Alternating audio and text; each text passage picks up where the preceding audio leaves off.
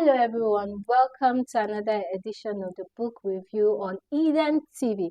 If you're new here, you can do well to subscribe, click the notification bell for more edifying content, and also share with loved ones. So today we are going to be reviewing a book by Leonard Ravenhill. But in Nigeria, we call it Leonard Ravenhill. Why Revival Tarries? Before we go into the book and talk about why revival tarry, we need to know what is revival. Revival is a change that occurs in the heart of a believer, and it occurs to the end that that believer becomes surrenders to God's will. Because if that believer is not surrendered to God's will, revival cannot spread from a believer to unbelievers. Because for God, God does not merely intend to revive his people. He wants to work a work in us that will now affect other people, because he's not coming back for just us that are already his own. He wants us to bring other people to him. So that's the main purpose of revival, to change the heart of a believer, make him surrender to God, and then out of that surrender, God can work something that will now draw unbelievers in. Okay, let's go into the book. He made mention of something about sustaining revival. The major thing to sustain revival is prayer. Prayer is very important. We cannot overemphasize prayer. Prayer cannot be overemphasized. It will only be brought to us again and again, because it's in the scripture. Pray without ceasing. Pray when you pray, because it is when you pray. You have to pray. Prayer, if you don't pray, you start sinning. A man that stops praying starts sinning, and the man that starts sinning stop praying. So eventually, when you find yourself in some situation where you stop praying, or you find it somehow hard, there are some things that are beginning to choke your prayers. It is for you to pray more. It is for you to pray more. Intensify. Intensify it so as to be able to get to a certain level. And the very, very important thing to note is that no man is greater than his prayer life. Actually, like a position where you are right now, you can't go further than that if you don't improve in your prayer life. That is, if you don't increase your fire, you cannot burn more. You will just be the way you are. And another thing is, the secret of praying is praying in secret. Yeah, that is very important. Very, very important. If you are praying in public, there's something he said that was striking, that those little prayers we hear in public about, like, a minister will come and tell you, in the name of Jesus you are healed, and the miracle will happen instantly, and you are like, how did it happen? It happened in his closet first, before he stepped out of his closet, before he came for that meeting. There was something happened to the preacher first, before it happened in the meeting, before it happened there. So that is just it, basically. And I think that's one of the reasons why revival tarries. Because currently in this generation, we have not really begun to see revival. And revival is tarrying because we lack that prayer you're talking about. We lack urgency in prayer. Believers are not praying. At best, we are talking about revival. Like, I have heard so much about revival, and little. It's recent, not recently, but it was after hearing so much about revival that I now began to hear that, or I now began to see that prayer is actually what bets revival. You cannot have a car in motion without an engine. Revival cannot happen if we don't, like, there's no two ways about it. It's not something we can't substitute prayer for preaching. We can't substitute prayer for giving. We can't substitute prayer for any other. We just have to do it. You just have to pray. And just the way that car will not move, even if you praise that Ferrari or you praise that Benz from morning till night, it will not move if there is no engine. In the same vein, revival can never occur if there are no praying people, if there's no person to stand in the gap, if there's no person to call on God. Because that place of surrender is very important. It's very important. And that's what prayer will do. It will bring you to that point of surrender. So you see, we can't do without prayer. It just has to happen. And prayer is conditioned to one thing and one thing alone, and that is spirituality. Yes. Revival is not for unbelievers. It is for we in this system, in this kingdom. And when these things don't happen, the unbeliever will not be touched to some extent. Exactly. There are sometimes they will say they want to see results from us, our lives. And prayer is that thing that works in us to be able to bring out results that people will see and ask you how did it come about? How did this happen?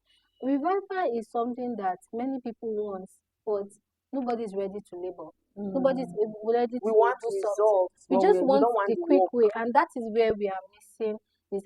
He said something about two important factors in a Christian living, like what you really need, and that's vision and passion. Yes. He made mention of it and said they are men battle mountainous seas of human carnal criticism and the storm of flinty height of devilish opposition to plant the cross amidst the habitation of clarity. Why? Because they have caught a vision and contracted a passion. If you have not gotten the vision, he said it was like if you don't have a vision, you are this. If you don't have a passion, you are this. And if you don't have a tax, he said it in the book. I'm trying to tell you that you should read this book. It's very essential you read this book because it has many things packed in it for you to learn from. If you don't know this, you cannot be able to bet Exactly. And I think that's another reason why revival tarries. You see that thing you said about unbelievers, that our life affects unbelievers. One other reason why we have not seen revival in our time is because we have cheapened the gospel.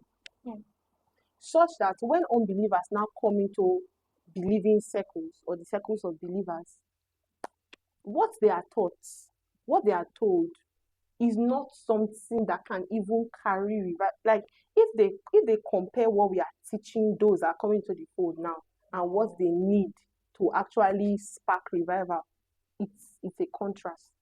Imagine bringing people into the fold and telling them that yes, it's true that Jesus has paid, Abby. He has done everything for us, but there is still work for you to do as a believer. You still need to come to the point where you are totally surrendered to God. But what we are now teaching people as per cheapening the gospel is now that we are telling them that when they come into the fold, they can get to a point where God is now surrendered to them. It doesn't happen like that. Wow. You can't come into the fold because you think that God will now become your errand boy, that because you are now a believer, God will now be doing, yes, he will do things for you, but that's not the purpose. There is a place for the cross. There is a place for circumcision. There is a place for persecutions. All of these things are to work in you, both to will and to do of his good pleasure, because it still boils down to surrender. If the concepts that were giving unbelievers, if the gospel were giving them is the gospel of prosperity, the gospel of ease, the gospel of rest, they will not have the power to bear their cross. And if they can't bear their cross and crucify their flesh, there will be no revival. It just won't happen. Normally, persons will be like, oh, this, that. But the offense of prayer is that it's not tied to your mental efficiency. Actually, many people can, you preaching. I'm not saying preaching is less, but preaching can be in this our present state where we have AI, we have many other things that can generate things for you and messages can your sermon, your whole sermon is being written from the start to the finish with scriptures in between, well structured. In fact, when you speak, people will be like, wow, you're eloquent, you're this, you and you have the charisma, you can carry yourself well. It will happen that you can stand on platform and preach well. People will applaud you. But then prayer is one thing that you cannot pretend it. You can't fake it. No matter what, if you can pray, it will be evidence. If you're a person of prayer, it will show in your life. It will show there are certain things that's why when you were saying something about your prayer life is the like I don't know if I should call it something like a thermometer that would tell you that is reading how far you can go in life. So when you don't have this thing, it is not going to happen. And revival is important, it's necessary. We need it. We need it in this time. We need it in this season. We need it in our life. We need it in our community. The world at large, we need revival. But it is not happening because of certain limitations, certain things like carelessness, fear, many other things. And one beautiful thing about revival is in the fact that when revival comes, we will notice change. Like the change that will come, it will be so tangible that everybody will know that this. You won't need to start telling people that please, revival has come, come and see, come and you will not. It will just be glaring, like it will be so clear I lack the words to explain. That's why when I read this book, I read it with fear and trembling. If that's the way I should put it. Because the things this man dealt with in this book, a 10 minutes review is not enough to explain. You should read it for yourself. True. Because revival is actually a very beautiful thing. But what we have now done is that we have brought ourselves to the point where we are now deceived to think that there are other ways to achieve this revival. And that's why we won't see revival. We will not see revival if we do not pray. That prayer that we have been emphasizing since, don't think that it's because we are repeating what we are saying. But that's just the fact. Revival cannot happen without prayer. And then one last thing I would like us to understand is the fact that revival is a very beautiful thing, yes. But when it happens, it's going to happen in such a way that if we are not attuned to God, if we are not aligned with God, we might miss out on it. We might think that it's not revival, but it's revival. You know, the author, Leonard Ravenhill, he gave an instance. He said, when a woman is pregnant, she gives birth to a child. Yes. When another woman is pregnant, does she give birth to the same child? No. Beautiful. So when revival happens, because God is working this revival to come in different people, it won't come in the same form. Yes, very true. Let me use colors. If, for instance, revival is the revival that this person brings is white, this other person's own will not be white. It can be blue, it can be green, it can be different colors. But the end point is that they are all working together to achieve one purpose. So when revival comes, we might see it in fashion, we might see it in music, we can see it in drama, we can see it in the weirdest of places. But just make sure you are surrendered to God enough to know that this is revival, so that you don't end up fighting something you should be supporting. But you know, we can't help it. At times, our expectations now. Exactly. That's something that people call the bondage of the familiar. You are so used to a particular point. You are so used to, after all, you have read, maybe for instance, you are someone that reads a lot, and you have read that, oh, when revival came in so and so place, it came like this, and then there was a mighty rushing wind, for instance, and then this and this and this and this and this is what happened. But then when God is now trying to bring revival in your own vicinity, God is bringing it in a way that now looks as if, this is not what I've read about. So then you now begin to fight it. No. When you notice, yes, you now begin to come against something that it. Can you imagine? So when we see things when we notice that things are beginning to change around us because of the prayers that we are making, let's endeavor to ask God, is this thing from you? If it's from you, I support it totally. But if it's not from you, show me the disposition I should have towards it. Show me the stand I should take towards it. And that's just it.